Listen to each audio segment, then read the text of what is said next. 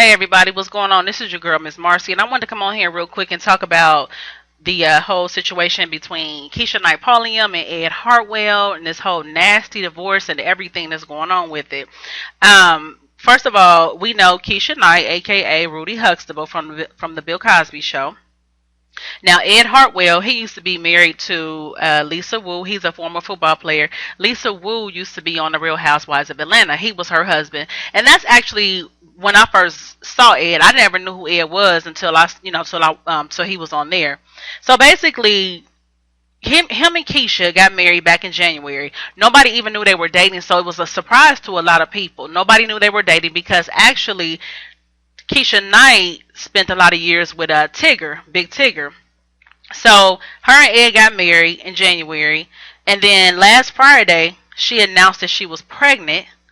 And then the following Monday, Ed went and filed for a divorce and a paternity test. So this story is just messy and it's crazy. But I'm gonna let y'all go ahead and check out the interview that Keshia did with Entertainment Tonight, and then I'm let y'all check out the interview that Ed did with Page Six, and then I'm gonna come back and finish giving y'all my thoughts on this whole situation. Well, let's just go on the record. Did you cheat on him during your marriage? I have never cheated on him during my marriage. That's not who I am. You said you will have a paternity test. That's not an issue. Sure. There's no problem. I've never been unfaithful to my husband. This is his daughter. You know, it's one thing when you choose to be in the spotlight. It's another thing when you have a baby. And it's not about me. Yeah. She doesn't deserve it. Yeah. The biggest thing and my priority is she doesn't deserve it. Keshia was emotional and raw when I visited her this afternoon in her Atlanta home. The giant square-cut diamond ring she once wore proudly is gone. And get ready for this. Keshia told me she's not the one who cheated. She claims her husband was. So when early in my marriage I was faced with this, I was ready to leave. I had divorce papers ready. I presented them to him. He begged for another. He said, please, I want my family. He said all of the right things. And once I was pregnant, I did decide to give him that one last chance. So let's catch everyone up on the backstory. Would you like to hold him? No, he might go on. After we fell in love with her as Rudy Huxtable, Keshia's led a pretty quiet life, doing charities and her own podcast. Then, after just 4 months of dating, Keshia and NFL star Ed Hartwell secretly got married 6 months ago. Last week, she announced she was pregnant with a baby girl. Then just 2 days ago, Ed filed for divorce. One report claims he wants a paternity test. Keshia was completely blindsided. He left like it was any other day. Said goodbye. I was still asleep in bed. And he texted me, saying, hey, can I talk to you for a moment? Which wasn't weird. I was like, okay, babe, okay. Sure. He was like, this isn't working. But all I heard was I filed for divorce this morning and I'm coming to get my stuff. You said that Ed had been unfaithful to you. He confessed to it in his words, in his mouth, period. Wow. There's no nursery. Keshia plans to sell the house before her daughter is born. As for Ed's side of the story, well, the former Real Housewives of Atlanta husband has not responded to our calls for comment. Do you still love your husband? I love who he pretended to be. I have no desire to continue to be married to him. That's why I'm doing this one interview and I'm done. I'm not going to continue to revisit, regurgitate, but I'm also not going to continue to allow people to tell blatant lies about me. I see your heart breaking. I'm grateful. Despite all of this and everything that happened, I'm grateful for my blessing. And that's my little girl. Well, Ed, was she being authentic last night in her interview? Keshia. I think she stretched.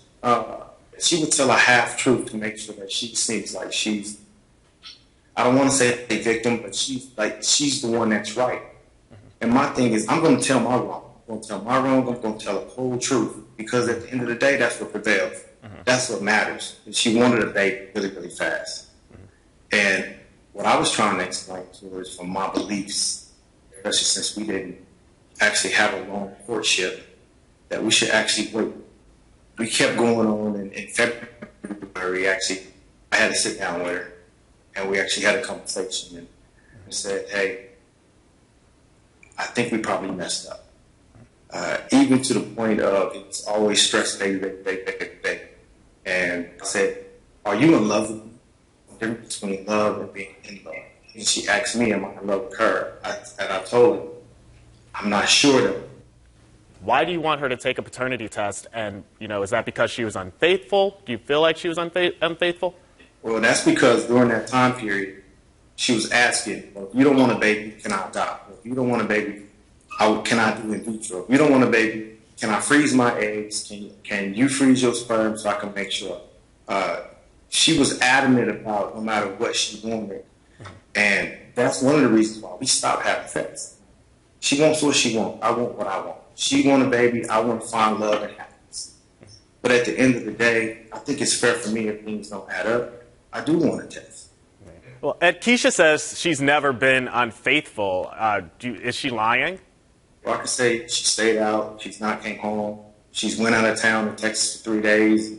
I don't know what's going on. I could say that. But I can't say she's been unfaithful. Honestly, I just want to make sure that it is mine. I'm not saying that she's a bad person. It's for me. I didn't want to make this all public. I didn't just come out and say, this is my first time coming into the meeting. I just want to say, hey, when I filed the papers, I want to make sure it's mine. It's mine. I'm going to love it today. All right, y'all. So y'all just watched those videos, both interviews of Keshia's side of the story and Ed's side of the story. And what it looked like to me is unfortunate. It's a typical case of, Keshia being in her 30s and late 30s at that, and basically feeling the pressures of, no kids and not married, and just basically wanting to have those things so before she turns 40, because that's what society does, is they pressure us women. And I'm one of those women because I don't have any kids and I'm not married and I've never been married. So they pressure us into hurrying up having these things before we turn 40, because it's basically 40 is like this, I don't know, this age of if you don't hurry up and do it by 40, you're doomed, or you're a loser or whatever the hell. So she was basically in a rush, unfortunately. And Ricky Smiley on his show, he posed a question, and he had people calling in asking.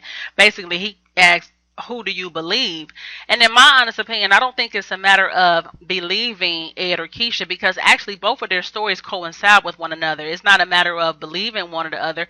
Ed never denied that he cheated on her, like she stated in her interview. And I mean, he never denied nothing that he did. And so it really wasn't about believing one or the other. I think it was just more so a situation where these two, they got together. I think they may have liked each other or was attracted to one another. They hurried up and got married. I guess they felt like it was the right thing to do. Keshia wanted a baby really bad. And I noticed in Ed's interview, he said she kept talking baby, baby, baby. So she wanted a baby really, really bad. And he didn't want kids. Well, maybe he didn't want none right now, because he already had children. And I mean, it's an unfortunate situation of two people just having two different beliefs of how they, want their marriage to be structured or whatever. And I think, and also he said in his interview, one of his interviews, that she acted bratty and that she just was so hung up on being Miss Independent, successful woman, whereas he believes in a woman being submissive. And I can see how that can be a problem. However, I still can't see somebody just getting up like a normal day, kissing their wife, saying, okay, all right, babe, I'll be back. And then calling her on the phone and telling her you done went and filed for a divorce. That is just so crazy to me. That is so crazy. And it's just unfortunate, like I said, because a lot of women are being hit with this hurry up, hurry up, hurry up, and do this before you turn 40. So now it's like she's in a disastrous situation, and she's about to be a single parent. And it's like, damn, she waited all these years, and it's like, I'm pretty sure this is not what the hell she had in mind when she finally got her first baby. So, I mean, it's crazy. And like I said, people were surprised that they were even together, because she was with Tigger for so many years. They never got married. They never had any kids or anything like that. So it was just like, I don't even think people knew when they broke up. It was like one minute she with Tigger, and the next minute, boom, she's married to Ed Hartwell. And I really thought, to be honest with you, because I'm gonna tell y'all something. Keisha Knight has a good reputation. She's always been, pretty much like a wholesome girl, and just always been a respectful girl. She's educated. She's beautiful, and she just has a really good reputation about herself. She has a really good image, and so I'm thinking when I seen her with Ed, I'm like, oh, he used to be with Lisa, but Keisha sees something in him, and Keisha didn't strike me as the type of woman that would just get with anybody. So, I thought they were gonna last. I ain't gonna lie. And see, also, I listen to Keisha Knight's podcast, Candidly Keisha, on Fridays. So when they first got married, I heard him on there, and oh my gosh, they sounded so lovey-dovey. I really was like, OMG, Keisha done found her one, honey. They really about to do this life together. And when I heard that this was going on, I was just so shocked. When my friend sent me the link from Baller Alert on last Sunday, and I laughed at it at first because I'm like, yeah, right, this can't be true. And then when I kept looking more and more, I was like, oh my gosh, it is true. Hell to the nah. I heard her podcast episode when she announced that she was pregnant. She talked about how happy her and Ed were.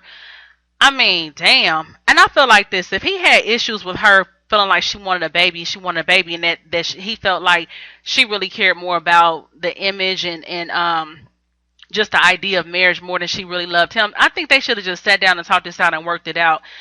I just don't think he should have went down and filed for no damn divorce. Getting up on a normal morning like there's nothing going on, and you go file for a divorce, and then you call her saying, "Oh yeah, this ain't working." And by the way, I filed for a divorce. I'll be there. I'll be back to get my stuff. What the hell? That is not a good feeling to be blindsided. And I'm gonna say this too. It's so unfortunate because nowadays I'm noticing that that's the way a lot of men are exiting their situations, whether it be dating, a relationship, or marriage. A lot of men are just not saying nothing to their woman and they're just leaving. As a matter of fact, one of my good girlfriends, her husband did something very similar. And a lot of women are feeling Keisha on this because it's just hurtful. My friend, her husband just up and just moved. Just up and left the house one day like he was going to work and moved and moved out of town.